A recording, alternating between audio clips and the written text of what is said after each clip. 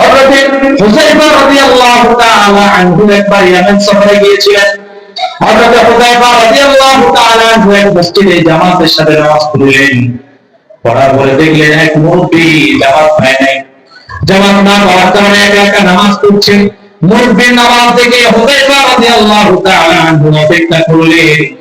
মুরব্বি নামাজ শেষ করার পরে জিজ্ঞেস করলেন, ও বাবা, কতদিন পর্যন্ত এই নামাজ পড়ছেন? মুরব্বি বললেন, বৃদ্ধ বললেন, প্রায় 40 বছর তো হবে আমি এইভাবে করে নামাজ পড়ছি। হযরত হুযায়ফা রাদিয়াল্লাহু তাআলা আনহু বললেন, ও মুরব্বি, ও বৃদ্ধ বাবা, তুমি কি আমাকে চেনো নাকি? বলল না, আমি আপনাকে চিনি না। হযরত হুযায়ফা বললেন, আমি রাসূলুল্লাহ সাল্লাল্লাহু আলাইহি ওয়াসাল্লামের সাহাবী হযরত হুযায়ফা।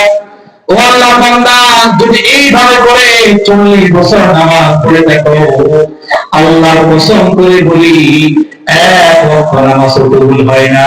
বলেন নাউযুবিল্লাহ। নামাজ পড়লেই হবে না। সাল্লু কামা রাআইতুমুনি উসাল্লি।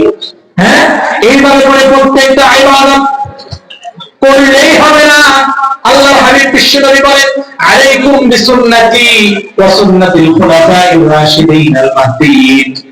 আল্লাহর হাবিব সাল্লাল্লাহু আলাইহি ওয়াসাল্লাম বলেন, তোমাদের কাছে রেখে গেলাম আমার সুন্নাত, খুলাফায়ে রাশিদিনদের সুন্নাত। সুতরাং সুন্নাত অনুযায়ী না চললে আমাদের কোনো ইবাদত আল্লাহ কবুল করবেন না। বলেন নাউযুবিল্লাহ।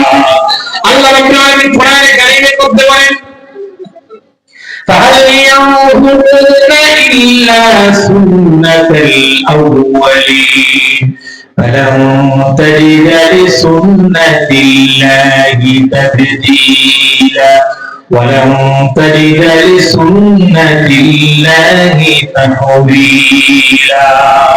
আল্লাহ রাব্বুল আলামিন যেই বিশ্বনবী জনাবে মুহাম্মদ রাসূলুল্লাহ সাল্লাল্লাহু আলাইহি ওয়াসাল্লামকে দিয়েছেন, নাযিল করেছেন, ওইটা ভিন্ন অন্য কোন উপায়ে যদি তুমি ইবাদত করো, আল্লাহ রাব্বুল আলামিন তা কবুল করবেন না। নাউযুবিল্লাহ। আল্লাহ রাব্বুল আলামিন কখনো তা কবুল করবেন না। সুন্নাত এমন একটা গুরুত্বপূর্ণ কাজ, সুন্নাত ছাড়া আল্লাহর ইবাদত কবুল হয় না।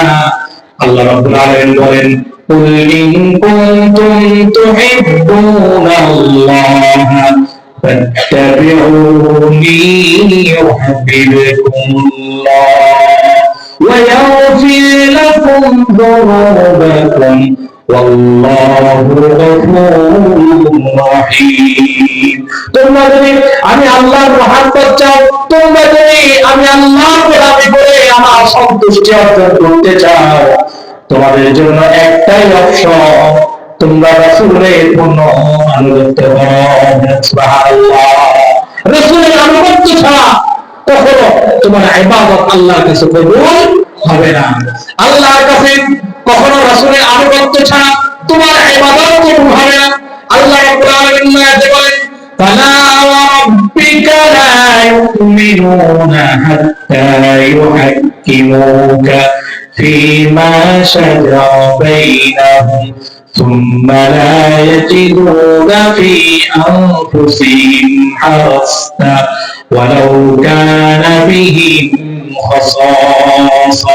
আল্লাহ রাব্বুল আলামিন কোরআনে কারীমের মধ্যে বলেন, তোমরা ততক্ষণ পর্যন্ত মুমিন হতে পারবে না যতক্ষণ পর্যন্ত তোমাদের জীবনের শুরু থেকে শেষ পর্যন্ত তোমাদের বিচার, তোমাদের লেনদেন, কাজ কারবার, ওঠা বসা, কথাবার্তা, চালচলন, তোমাদের আদব কায়দা যত কিছু আছে সব কিছু যতদিন পর্যন্ত রাসূলের অনুসরণ অনুকরণে হবে না, রাসূলের উপরে ন্যস্ত থাকবে না, রাসূলের ফয়সালা অনুযায়ী যতদিন পর্যন্ত তোমাদের বিচার কার্য পরিচালনা করবে না, রাসূলের ফয়সালা অনুযায়ী যতদিন পর্যন্ত তোমাদের জীবনকে পরিচালনা করবে না, ততদিন পর্যন্ত তোমরা মুমিনের খাতায় নাম লাগাইতে পারবে না। বলেন নাউযুবিল্লাহ।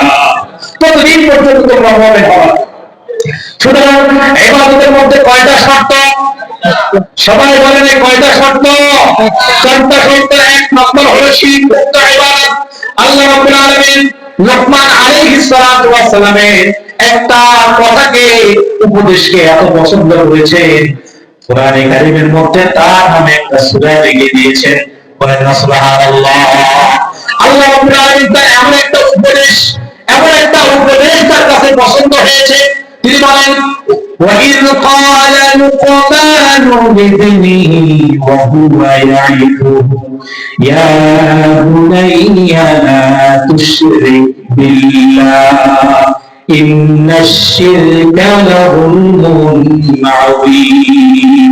লোকমান তার ছেলেকে এই উপদেশ দিয়েছে, ও আমার বৎস, ও আমার সন্তান, ও আমার হাত, খবরদার যত গুনাহ করো তুমি কখনো আল্লাহর সাথে কাউকে শরীক করিও না। সুবহানাল্লাহ। ইন্নাশ শিরকা লাযুলমুন আযীম। শিরক হলো বান্দার পক্ষ থেকে আল্লাহর উপরে কত বড় জুলুম। বলেন নাউযু বিল্লাহি মিনাল্লাহ। আল্লাহ রাব্বুল আলামিন শিরক যুক্ত কোনো ইবাদত, শিরক যুক্ত কোনো আমল, শিরক যুক্ত কোনো জীবন, শিরক যুক্ত কোনো কাজ আল্লাহ তাআলা গ্রহণ করবেন না। শিরক ওয়ালা যত কাজ হবে, বিশ্বনবী বলেন হাসরের ময়দানে একজন ঘোষক দাঁড়িয়ে ঘোষণা করবে, যারা অন্যকে দেখানোর জন্য, আল্লাহ ভিন্ন অন্য কাউকে দেখানোর জন্য, শোনানোর জন্য ইবাদত করেছো, তারা আজকে তাদের কাছে যাও, তোমাদের আজরগুলো, তোমাদের প্রতিদানগুলো তাদের থেকে নাও। বলেন নাউযুবিল্লাহ।